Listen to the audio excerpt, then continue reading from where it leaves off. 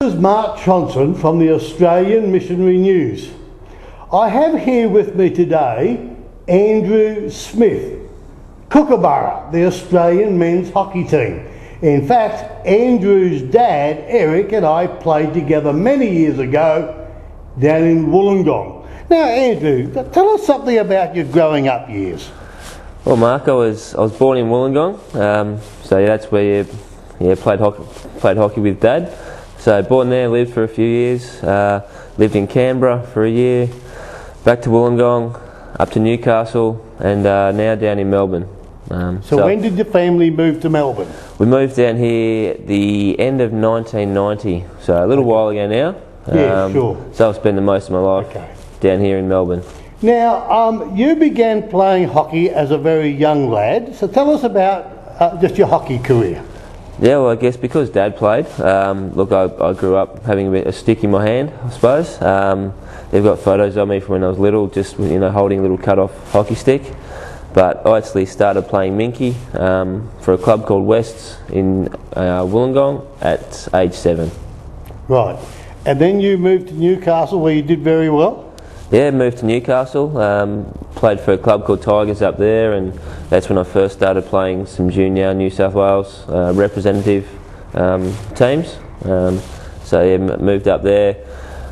First made the primary schools team and then the under 13 New South Wales team. Wonderful. And then you moved to Melbourne ultimately? Then moved to Melbourne, yes. And you began playing for the Vikings? I started playing for the Melbourne Vikings, so Victorian Vikings, in 1998 and just finished up last year, so I had a good... And that you were top goal scorer for some years? Yes, I had the record for the most number of goals scored in the National League in 2002, so that's an Australian record, and in 2003 I didn't score as many goals, but I again topped the goal scoring list. Now you were a penalty corner expert? Yes, I was a penalty corner flicker. Yes. Yes, so that was my job. The Kookaburras play, and you see those short corners, or the penalty corners, Andrew was the one just who flicked the ball into the goal, hopefully. That's right. Yeah, that's what I used to try and do. Okay. Now, when did you debut for the Kookaburras, and what was your greatest achievements with the Kookaburras? Yeah, well, I guess my first game for the Kookaburras was in 2002. It was against India in Adelaide. So Mum and Dad flew over for that, which was fantastic. And then, great achievement. So I guess for me the highlight's the bronze medal from the Beijing Olympics. But we'll go back one step. Okay. Now you won the Champions Trophy a couple of times. Yes, we won the Champions Trophy in 2005 and 2008. Now that's when the top 6 teams get together annually. Yes, that's right. And that we haven't been out of that, have we? No. I think Australia's played in every Champions Trophy. And that we've done awfully well in that particular competition. Yes, we've won that competition the most number of times out of any other country in the world. Now we came and saw you play in Canberra against the Dutch one year. I forget what year it was. I think that would have been about 2003 maybe. And your mum and dad were there too. Yeah. And your dad and I began to Skype just how good we were until we saw you play. Now, tell us about the Beijing Olympic situation. Well, with the Olympics, they selected a team of 16 that would travel and actually participate in the Olympics, and they also were able to select 2 travelling reserves. So the responsibility of those reserves was to be there for training in case of injury. We're also required to go and watch the other teams play, watch the Australian team play. But essentially we weren't allowed to stay in the athletes' village. We were very much separate there, I guess, on standby. And then what happened?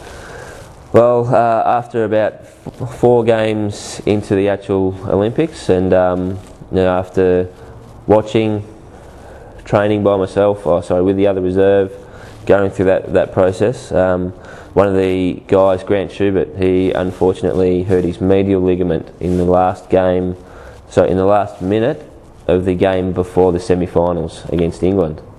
And so then you came in?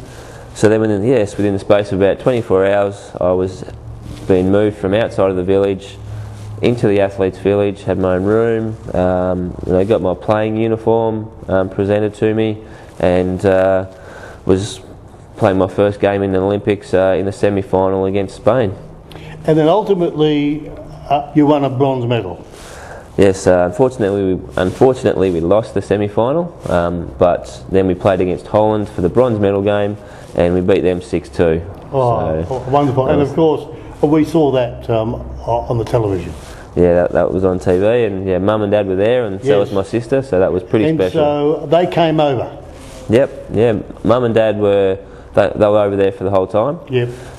And my sister, when she heard that I got called up into the team, she booked a flight and she flew out that night, landed about 2 hours before the game, the semi-final against Spain, went straight to the hockey, and got to watch me play there. So that was pretty special for me. Now the coach said some very special things about you, because you'd always been the bridesmaid in the Olympic selections, although you'd made the team for all the other major events. So tell us what the coach said.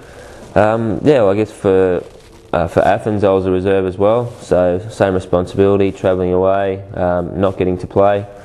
For the Commonwealth Games here in Melbourne, same thing. And so when I got presented with my shirt, the coach was very nice, and said that my commitment and dedication to the team was something that he regarded very highly, and he admired in me, and that team focus as opposed to the individual focus was something that he very much respected. Good. Now you are a man of faith in the Lord Jesus. What advice or what comments would you have just for young people?